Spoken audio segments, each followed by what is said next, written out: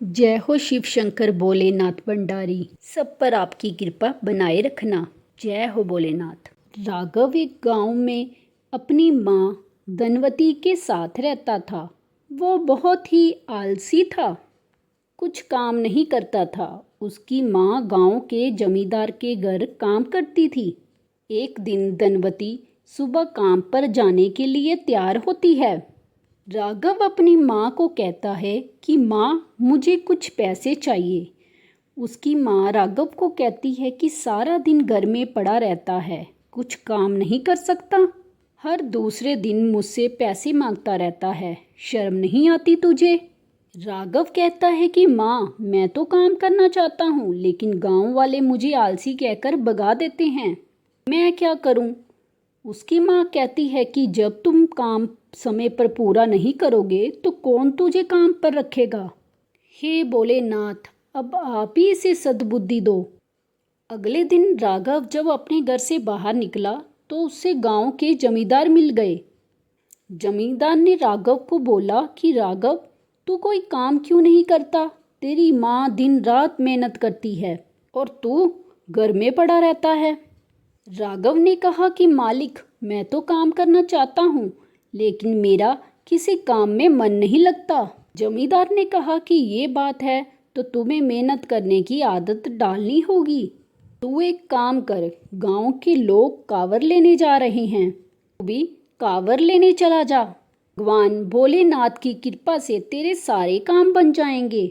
शाम के समय जब धनवती घर आई तो राघव ने उसे सारी बात बता दी। धनवती ने कहा कि तुझे कुछ पता भी है कांवर यात्रा के बारे में? एक बार जब कांवर उठा ली तो उसे जमीन पर नहीं रखते हैं, और तू तो इतना आलसी है कि कांवर कहीं पर रख के भी सो जाएगा। इससे तो अच्छा है कि तू घर पर ही रह। लेकिन राघव नहीं माना और कांवर लेने चला गया।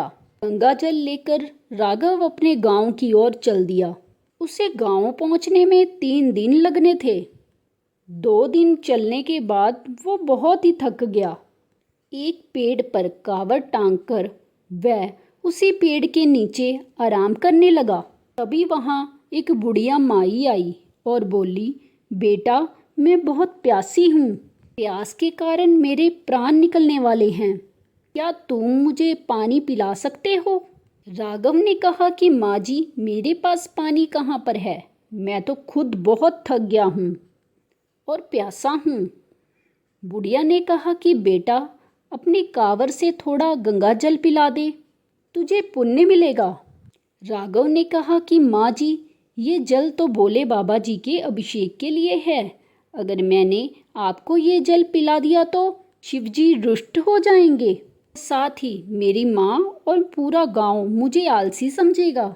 बुढ़िया माई ये सुनकर आगे चल दी। तभी राघव ने उन्हें रोका। राघव ने कहा कि माँ जी, आप एक काम करो, इसमें से थोड़ा जल पी लो, मैं भोलेनाथ को थोड़ा कम जल चढ़ा दूंगा, क्या फ़र्क पड़ेगा, वैसे भी बहुत से लोग कांवर लेकर जा रहे हैं। उस बुढ़िया माई को थोड़ा सा गंगा जल पिला दिया और बाकी कांवर को लेकर वो गांव की ओर चल दिया। फिर रास्ते में उसे किसी के रोने की आवाज़ सुनाई दी। राघव ने देखा तो एक आदमी बैठा रो रहा था।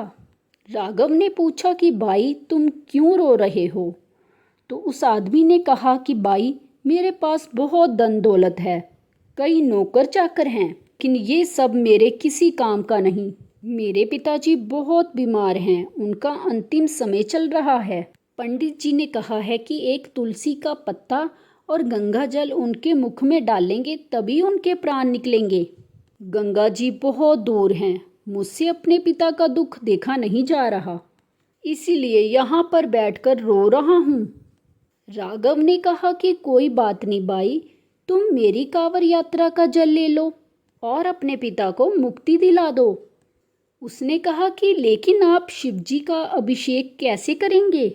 मेरी माँ और पूरा गांव मुझे आलसी और निकम्मा समझती हैं, एक बार फिर से वो यही समझ लेंगे कि मैं कांवर नहीं ली जा सका और जल रास्ते में ही पी गया। ये कहकर राघव ने बचा हुआ जल उस आदमी को दे दिया और खाली कांवर लेकर घर आ गया। खाली कांवर देखकर धनवती गुस्सा हो गई। उसने राघव को घर से निकाल दिया। राघव शिवजी के मंदिर के बाहर बैठकर रोने लगा।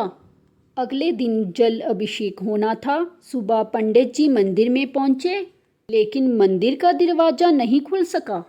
पंडित जी बहुत परेशान हो गए। तभी वहां धनवती मंदिर में पहुंची और उसने कहा कि पंडित जी, रात को मैं रोते रोते सो गई। तभी मुझे भगवान शिवजी ने सपने में दर्शन दिए। उन्होंने कहा कि तुमने राघव को घर से निकाल दिया, ये अच्छा नहीं किया। उसने मेरा जल अभिषेक पहले ही कर दिया। यहाँ सभी मेरी कृपा पाने के लिए जल लाए हैं, लेकिन किसी ने भी प्यासे को जल नहीं पिलाया। ये काम राघव ने किया। उसका पुण्य इन सब के पुण्य से बड़ा है। कल राघव सबसे पहले मेरा जल अभिषेक करेगा, तभी कोई दूसरा कर पाएगा। पंडित जी धनवती के साथ राघव के पास पहुंचे और उसे सारी बात बताई। राघव ने मंदिर का दरवाजा खोला और जलाभिषेक किया। उस दिन से राघव पर भोलेनाथ की कृपा बरसने लगी। कुछ ही दिनों में वह अपनी मेहनत से बहुत अमीर हो गया। जय हो भोले भंडारी, तेरी सदा ही जय। वीडियो अच्छी लगी तो प्लीज़ वीडियो को लाइक शेयर ज़रूर करें, और अगर चैनल पर पहली बार आए हैं तो प्लीज़ चैनल को सब्सक्राइब करें और कमेंट बॉक्स में जय भोलेनाथ की ज़रूर लिखें।